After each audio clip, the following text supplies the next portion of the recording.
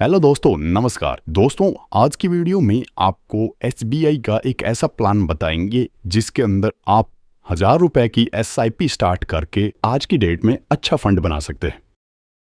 जी हाँ दोस्तों, क्योंकि दोस्तों आज का एक ऐसा टाइम है जिसके अंदर सभी की ज़रूरत अलग अलग है, सभी को रिक्वायरमेंट अलग अलग है। किसी को अपने बच्चों को अच्छी पढ़ाई करवानी है तो किसी को अपने बच्चों की शादी करनी है। तो लाइफ के अलग अलग गोल है और लाइफ की अलग अलग ज़रूरतें हैं, इसलिए सभी को एक बड़े फंड की रिक्वायरमेंट होगी। लेकिन दोस्तों आज का एक ऐसा महंगाई का दौर है जिसमें जो लोग 15 से 20 हज़ार रुपये की जॉब करते हैं उनके पास बड़ी अमाउंट इकट्ठा करना बहुत ज़्यादा मुश्किल हो जाता है। इसलिए उनके पास महीने के आखिर में यही 1000, 2000, 500 रुपये बच पाते हैं और उनको भी वह पर्सन यदि अच्छी जगह इन्वेस्ट ना करे तो वो भी खर्च हो जाते हैं। इसलिए यदि आप भी 15 से 20 हज़ार रुपये की जॉब करते हैं और आप महीने के आखिर में 1000, 2000 रुपया बचा पाते हैं तो आप एसबीआई के ऐसे फंड को देख सकते हैं जिसके अंदर आप 1000, 2000 रुपये की एसआईपी करके करोड़ों रुपए की अमाउंट बना सके। क्योंकि दोस्तों यदि आप 1000, 2000 की अमाउंट को करोड़ों के अंदर बदलना चाहते हैं तो आप ना बैंक एफडी से बदल सकते हैं, ना बैंक सेविंग अकाउंट से बदल सकते हैं। आपको कोई ऐसा एक अच्छा फंड देखना पड़ेगा जिसके अंदर रिटर्न ज्यादा मिले। लेकिन दोस्तों हम आपको बता दें,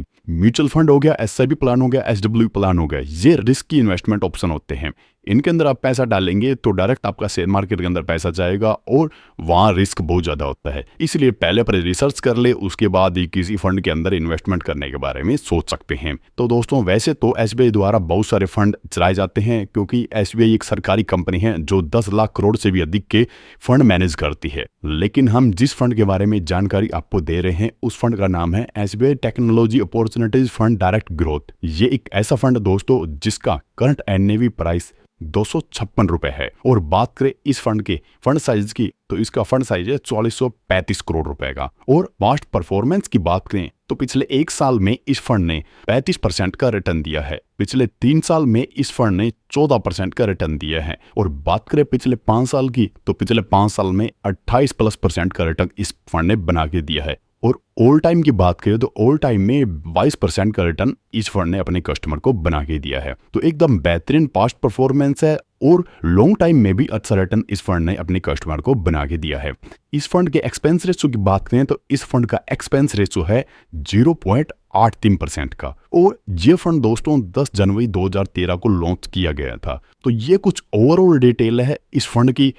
यदि आप किसी फंड के अंदर अपना पैसा डालना चाहते हैं तो दोस्तों आपको बहुत सारी चीजें देखनी चाहिए, चाहे वो एसआईपी प्लान हो, चाहे वो एसडब्ल्यूपी प्लान हो या फिर कोई भी म्यूचुअल फंड हो। आपको चेक करना चाहिए कौन उस फंड को मैनेज कर रहा है, किस कंपनी का फंड है, कितना फंड साइज है, क्या करंट एनएवी प्राइस है, एक्सपेंस रेशो कितना है, एलजी लोड कितना है, लॉक इन पीरियड है या फिर नहीं है। ये सब चीजें आपको चेक करनी चाहिए क्योंकि जितना अच्छा फंड मैनेजर एक्सपीरियंस होगा उतना अच्छे से आपका पैसे को इन्वेस्ट किया जाएगा जिससे आपको रिटर्न भी अच्छा मिलेगा।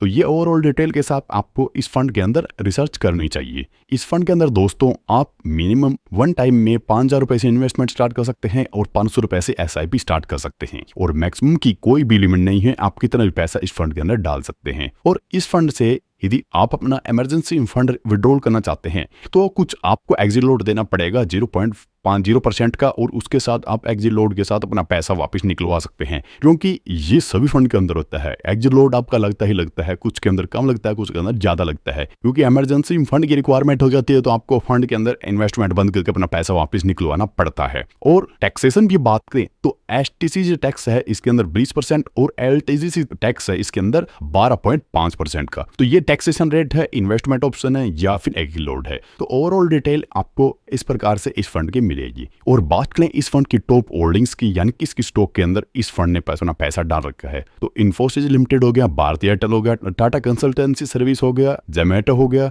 नेटफ्लिक्स हो गया। ऐसे बहुत सारे स्टॉक के अंदर इस फंड ने अपना पैसा डाल रखा है जिससे यदि इन स्टॉक के अंदर लॉन्ग टाइम में अच्छी ग्रोथ होगी तो ये फंड आपको बेहतरीन रिटर्न बना के देगा। क्योंकि आपका पैसा जो भी आप इस फंड के अंदर अपना पैसा डालते हैं वो आपका पैसा शेयर मार्केट के अंदर अलग अलग स्टॉक के अंदर लगाया जाता है या फिर अलग अलग सेक्टर के अंदर लगाया जाता है। वो सेक्टर जितना ज़्यादा ग्रो करेगा तो उतना ज़्यादा फंड ग्रो करेगा और उतना ही ज़्यादा रिटर्न देगा। और कोई एक सेक्टर के अंदर आपका पैसा नहीं लगाया जाता, बहुत सारे सेक्टर के अंदर लगाया जाता है, जिससे कोई एक सेक्टर यदि डाउनग्रेड में काम कर रहा है तो दूसरा सेक्टर उसकी रिकवरी कर दे। इसीलिए दोस्तों म्यूचुअल फंड के अंदर कई सारे सेक्टर के अंदर डाइवर्सिफिकेशन करके आपका पैसा लगाया जाता है, जिससे आपको रिटर्न भी अच्छा मिले। अब जान लेते हैं दोस्तों आप किस प्रकार से इस फंड के अंदर 1000 रुपए की SIP स्टार्ट करके लगभग 40 लाख रुपए की अमाउंट बना सकते हैं। तो दोस्तों सबसे पहले बता दें आपको इंडिया के अंदर इन्फ्लेशन रेट है लगभग 67% का, और आपको इस इन्फ्लेशन रेट को बीट करने के लिए एडिशनल इन्वेस्टमेंट या फिर स्टेप अप SIP करनी पड़ेगी 10%, जिससे आप ये 67% को कवर कर लें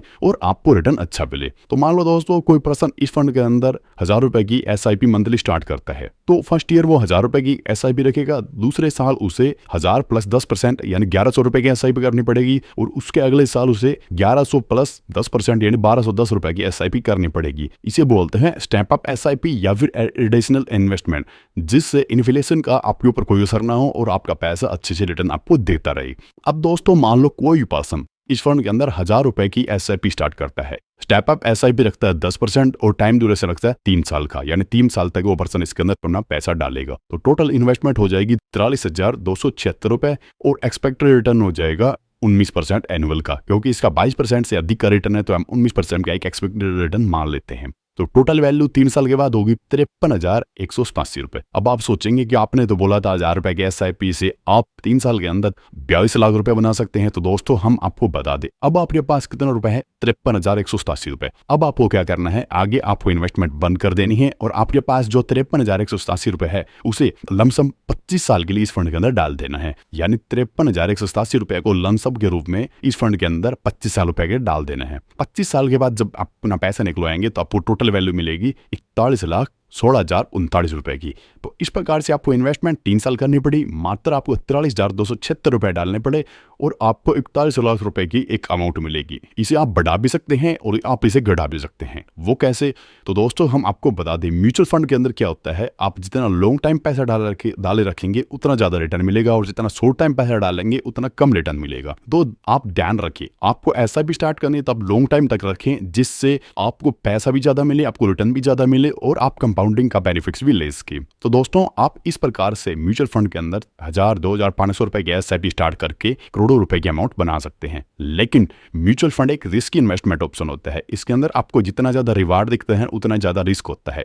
इसलिए अपने रिसर्च करें, पहले अपना बजट देखिए, अपना रिस्क देखें, सब कुछ अपने डिटेल के अकॉर्डिंग, अपने रिसर्च के अकॉर्डिंग देखें, उसके बाद ही किसी इन्वेस्टमेंट ऑप्शन के अंदर अपना पैसा डालें। दोस्तों ये वीडियो आपके एजुकेशन पर्पज के लिए था, क्योंकि हमने आपको बताया कि किस प्रकार से म्यूचुअल फंड काम करते हैं और किस प्रकार से इनके अंदर पैसा कंपाउंड होता है। अब आप ये 25 साल तक पैसा डाल लेंगे तो आपको 41 लाख मिलेगा, और यही पैसा यदि आप 35 साल तक रखेंगे तो क्या पता आपको करोड़ों रुपए की अमाउंट मिल सके। क्योंकि दोस्तों बहुत सारे SIP प्लान ऐसे होते हैं जिनके अंदर आप 5 साल 10 साल SIP करके 1000, 2000 की अमाउंट को करोड़, 2 करोड़, 3 करोड़ रुपए तक भी लेके जा सकते हैं। वो आपके ऊपर डिपेंड रहेगा, अपने रिस्क के अकॉर्डिंग, अपने बजट के अकॉर्डिंग कितना लंबा पैसा इसके अंदर रख सकते हैं, उतना ही ज्यादा पैसा रखें और उतना ही बजट के अकॉर्डिंग आप अपना पैसा इन्वेस्ट करें। दोस्तों आपके पास वैसे तो बहुत सारे इन्वेस्टमेंट के ऑप्शन होते हैं, जैसे पोस्ट ऑफिस डिपार्टमेंट हो गया, बैंक FDs होगी, बहुत सारे ऑप्शन होते हैं। तो अपनी रिसर्च देख ले, अपना रिस्क देख ले, उस हिसाब से आप अपना पैसा डाल सकते हैं। तो दोस्तों यदि आपका इस फंड के बारे में कोई भी सवाल है फिर क्यूरियस, आप कमेंट कर सकते हैं। तो मिलते हैं नेक्स्ट वीडियो में, तब तक के लिए जय भारत, जय हिंद।